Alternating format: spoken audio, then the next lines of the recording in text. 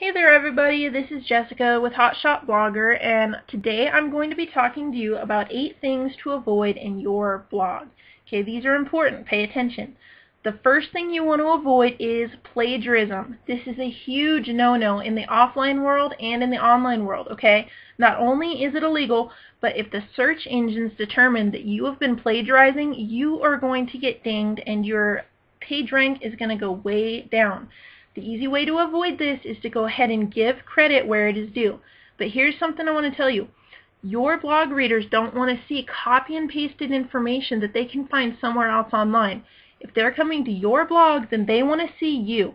They want to hear what you have to say about a topic in your niche, okay? So keep it real. You don't need to be copying and pasting. Another thing to avoid is grammar and spelling mistakes.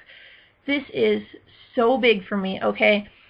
I hate going into a website or a blog and seeing that the author didn't care enough to edit their work or to read it out loud to themselves or have someone check it to make sure that it sounds okay. 1 or 2 spelling errors, that's normal, alright? But you need to be checking, double and triple checking your work, reading it out loud to yourself to make sure that things are spelled correctly and that the grammar is good, alright? It's a quick way to lose your followers or your readers by having a blog that sounds like you don't even speak the English language, alright? Something else we're going to avoid is making massive changes to your blog too often, alright? It's like going into a grocery store that you've been going to for quite a while and you know where everything is, and you come back one day and everything has changed. And it's frustrating because you don't know where to go. If you are changing your blog layout 2, 3, 4 times a year or every month, you're changing pages around, you're changing the color scheme, that takes usability down to 0 for your users, and they are not going to want to come back, alright? If you need to do a facelift for your blog, do it every 2 or 3 years, no more, alright? Something else we're going to need to avoid is unnecessary widgets, alright? Widgets do serve a purpose, but let's think about it like this. If you have a blog about dog training, why do you need a widget that plays music? Why do you need a widget that tells people the weather? Why do you need a widget that lets people play games? It's going to detract from the value of your blog. It's going to take their attention away from your important information. It's going to make the blog load slower, and it's going to clutter up your blog space. It's just not necessary at all, and it should be avoided at all costs. If you have a widget that you really think will add to your blog, like a poll or something, go ahead and add it in.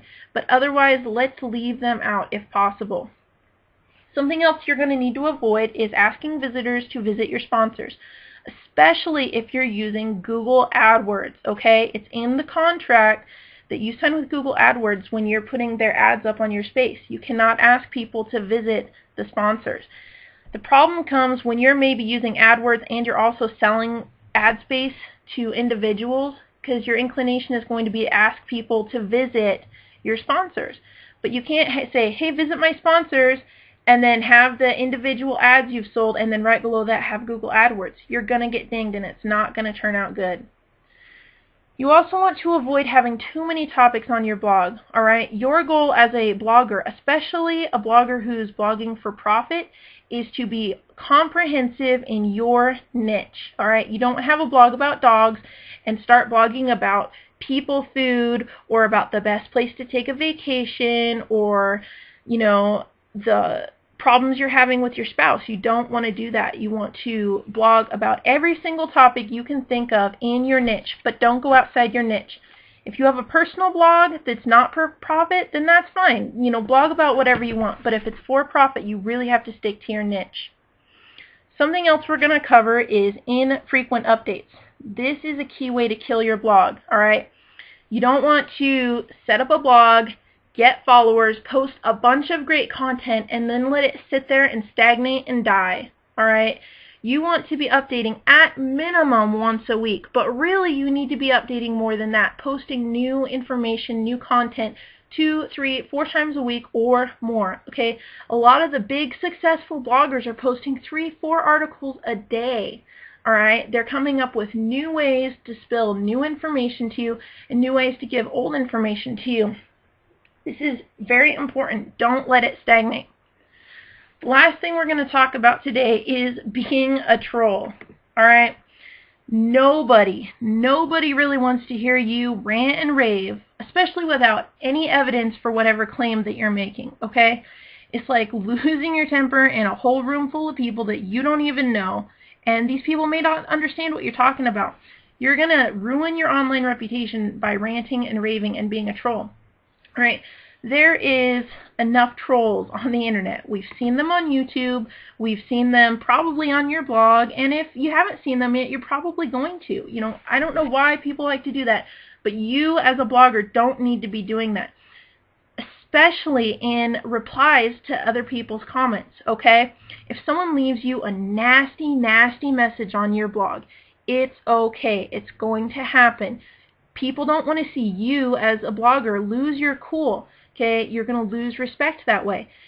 You are going to gain respect, however, from the other readers if you keep your cool and deal with the troll on your blog in a kind, courteous, respectful, graceful manner. Okay, it's not always easy.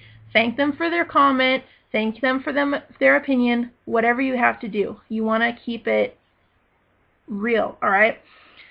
If you want to learn more information about things to avoid in your blog, visit the link below. And check out our website, Hotshot Blogger, for more great tips and tricks. We aim to equip you with the tools you need to succeed in the blogging world. All right, that's it, Hotshots. See you later.